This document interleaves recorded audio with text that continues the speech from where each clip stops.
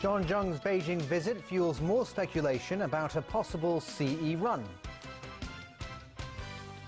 as Leung Cheng-ying puts his focus on community issues. And remembering the late Fidel Castro.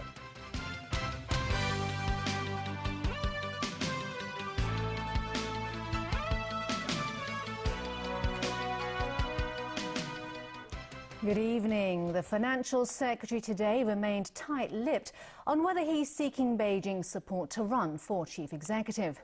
John Tsang is in the capital for a 4-day visit. Adam Shu has more. With the Chief Executive election just 4 months away, the Financial Secretary has kept people guessing whether he would run for the top job.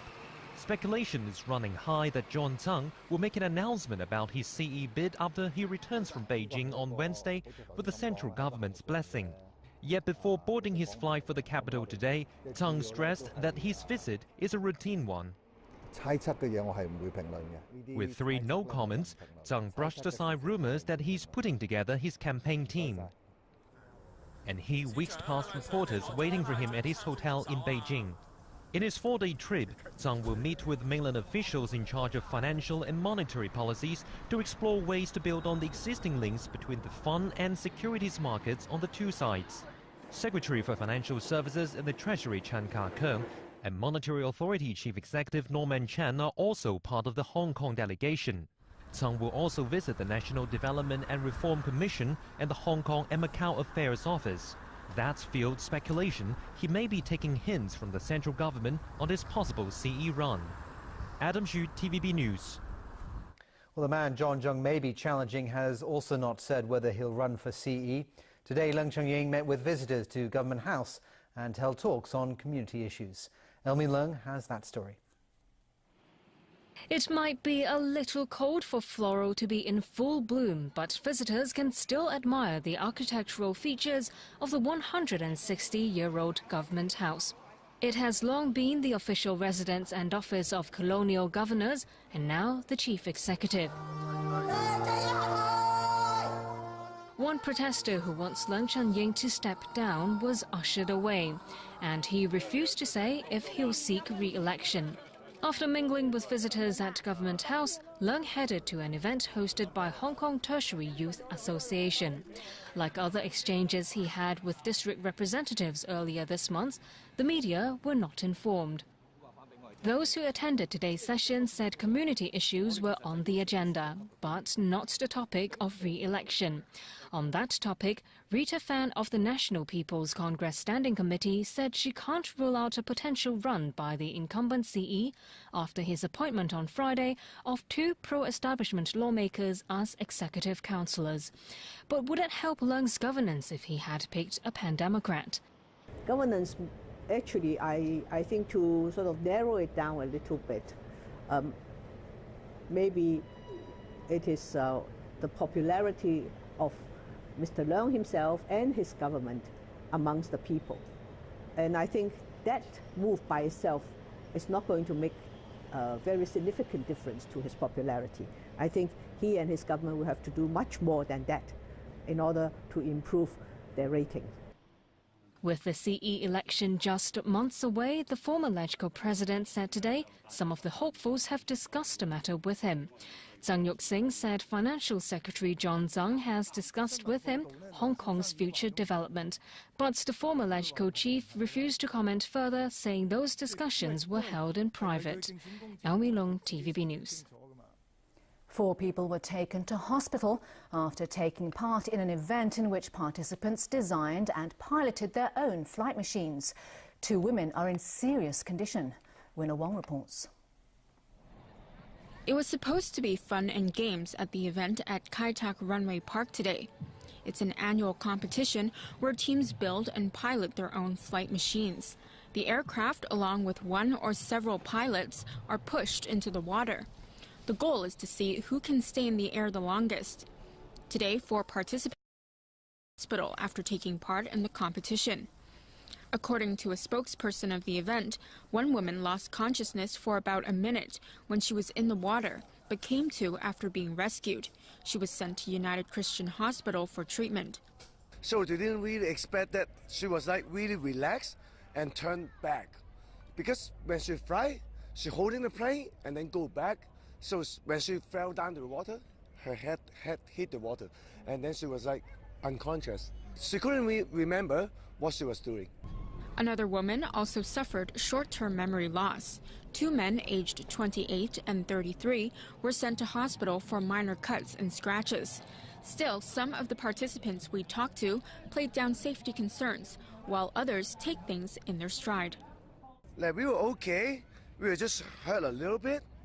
They have to check each of our team, like the weights, the size, and all the material, to make sure every team's flight is ready to fly, and is safe. So if you didn't pass the safety check, they won't let you fly there. Organizers say the event is covered by insurance, and each team had to sign a liability waiver. Wen Wang, TVB News. Turning overseas now, Cubans have begun a 9-day period of mourning for their late revolutionary leader, Fidel Castro. From tomorrow, Cubans will be able to pay their respects in Havana before the ashes of the Cuban strongman are taken away for burial. A day of mourning in Cuba. Flags flew at half-mast, shops were shut, and the streets had an eerie calm as Cubans remembered their revolutionary leader Fidel Castro, who died last Friday. Some laid flowers, while others offered prayers at church for a man who was a towering figure of the 20th century and a Cold War icon, who ushered in a communist revolution in 1959, which lasted for decades. It's very sad, painful, because he really was a person who always helped us a lot, said this woman. The most important legacy, I think, is that he built Cuba. He made it over, this man said. In death, as in life, Castro has divided opinion. On the one hand, he was seen as a revolutionary who saved his people, stood up to American aggression, and inspired fight for freedom from Latin America to Africa. On the other hand, many saw him as a ruthless dictator whose movement trampled human rights and democratic aspirations. In the wake of his death, human rights groups hope his brother and successor, Raul Castro, would move faster towards allowing Cubans more freedom of speech, assembly, and other basic rights. The worldwide reaction to his death mirrored the deeply divided opinions people had of Castro in life. In Russia, a longtime ally, people paid tribute to his legacy, with Russian President Vladimir Putin saying Castro was a frank and true friend of the country. Tributes came from another socialist country, China, which has long had cordial relations with the island. President Xi Jinping said in a statement, "The Chinese people have lost a close comrade and a sincere friend." Xi also hailed Castro for his contribution to the development of communism both in Cuba and around the world. Across Latin America and Africa, the tributes were the same, thanks to a man who supported and inspired movements that sought to overthrow colonialism and oppressive regimes. For South Africans, many remember Castro fondly for having supported Nelson Mandela and the African National Congress in their struggle to end apartheid. To the people of Cuba, your pain is ours. Fidel Castro belonged to you as much as he belonged to us. And I think in his case, he is a proud man, having helped many struggles around the world to achieve freedom. But others hated Castro, no more so than in Florida, home to many Cuban exiles and opponents of his regime. We've been hearing this rumor for years and years and years, and then I said, we have to go celebrate. I'm here to celebrate the beginning of the crumbling down of a tyranny that has oppressed my people. A brutal dictator of a totalitarian island, declared US President-elect Donald Trump, underscoring the historical trauma still separating the countries. A more restrained President Barack Obama said history would assess Castro's impact and the Cuban people could reflect with powerful emotions about how their longtime leader influenced their country. French Conservatives are choosing their nominee for the presidential election. The two contenders are both former prime ministers with differing views on how to prevent more terror attacks on French soil. 62-year-old François Fillon is battling 71-year-old Alain Juppé in the second-round runoff. Fillon, who wants to focus on fighting Islamic extremism, is judged by many to be the frontrunner. Juppé is advocating a more peaceful vision of French society based on respect for religious freedom and ethnic diversity. The winner could end up facing far-right National Front leader Marine Le Pen, who is banking on anti-immigrant and anti-establishment sentiments to sweep her to power in the general election set for April. Results of the runoff are expected later tonight. Staying in Europe now, and the people of Switzerland today voted in a referendum on nuclear energy. It would require the government to set up a precise timetable to end the production and use of nuclear energy. Green groups support the referendum. Early results are expected later this evening, and polls have suggested a close race. After the 2011 Fukushima nuclear disaster in Japan, the Swiss federal government adopted a gradualist approach towards renewable energy. The proposal being voted on would shut down by 2029 the last of 5 nuclear power plants in Switzerland that now generate 40% of the country's electricity. Still ahead in the news.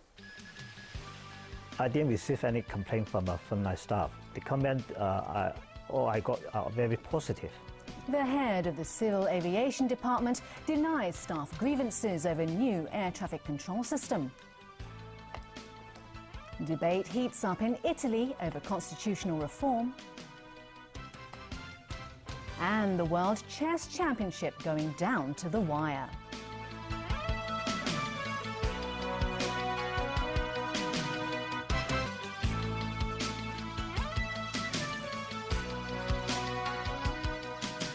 And a warm welcome back to TVB News.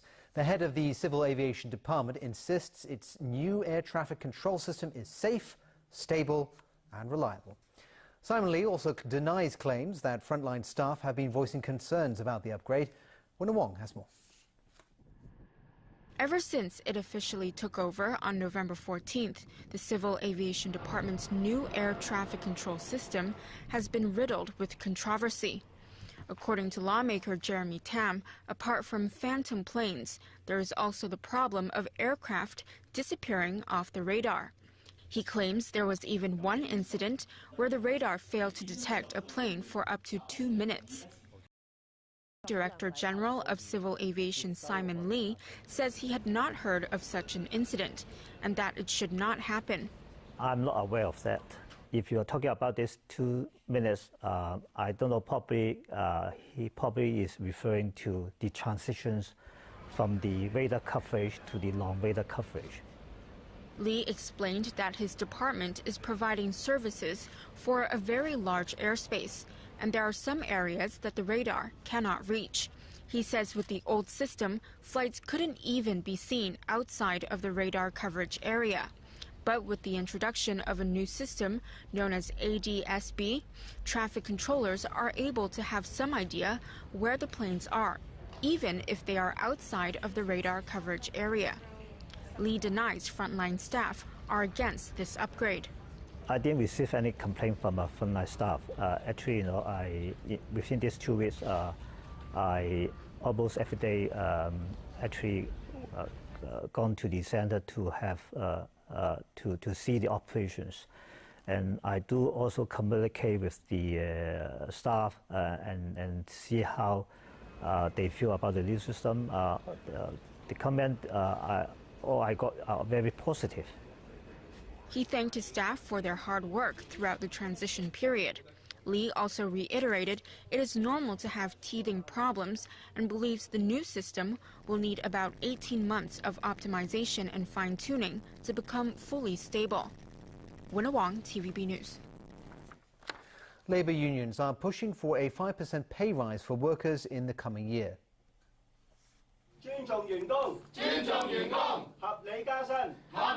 As they voice their demand today, these union representatives believe the local economy would rebound in 2017. They also accused certain businesses of deliberately presenting a bleak business outlook to keep salaries low. The Confederation of Trade Unions is urging more labour groups to join hands and campaign for higher pay through collective bargaining. Most surveys out so far have projected a salary hike of about 3.5% for the coming year. Hundreds of property owners attended a protest against bid rigging activities. According to the Property Owners Anti-Bid Rigging Alliance, 500 people took part. They made their way through Central with a strong message to the government. That is, law enforcement must be stepped up to deter bid rigging activities. The issue came under the spotlight after a number of housing estates were slapped with sky-high renovation fees when companies manipulated the tender process to secure contracts. More overseas news. Italians will soon vote in a high-stakes referendum on constitutional reform. The government says Europe's fourth largest economy is being held back by an outdated constitution that's created gridlock among lawmakers. But critics say the proposed changes are an attack on basic rights. James Aitken reports. Italy has seen 65 governments since the end of World War II. The latest government now says the country's too difficult to govern. Supporters of constitutional reform say only a strong, lean government with broad powers can push back against the vested interests that are holding Italy back. In fact, a lot is on the line for Italians in the vote next Sunday. But none more so than Italy's Prime Minister, who has said he will resign if voters say no to the proposed reforms. I senatori contano meno perché, come negli altri paesi, Matteo Renzi says he can lower the bloated operating costs of Italy's political machinery by limiting the number of senators and the power of the upper house. This, he argues, will reduce government payrolls while making it easier to pass legislation. The numbers seem to support Renzi's argument. Despite recent labor law reform, Italy's economy remains stagnant, weighed down by too much regulation, low productivity, and high unemployment. And after Britain's Brexit referendum and Donald Trump's surprise U.S. presidential victory, there is worry about populist upheaval in Italy. Many see Renzi as the country's best defense against rising anti-European Union sentiment. Still, the proposed reforms face stiff opposition. The Five Star Movement is a political party that argues the proposals are undemocratic and will erode basic rights. Among the group's high-profile supporters is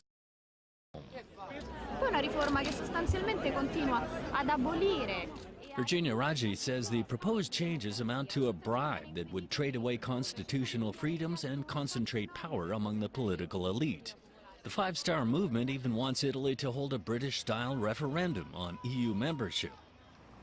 Meanwhile, the latest polls show support for Renzi's Yes campaign slipping, with 55% of decided voters saying they will vote no.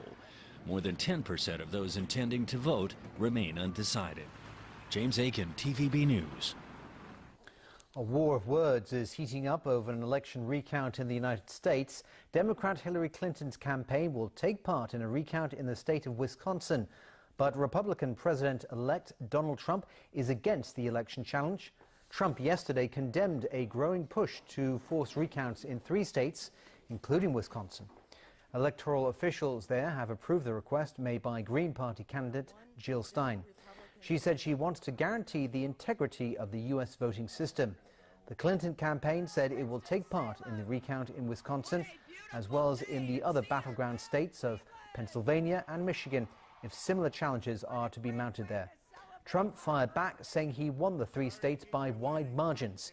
He called the Green Party recount request a scam for an election that has already been conceded.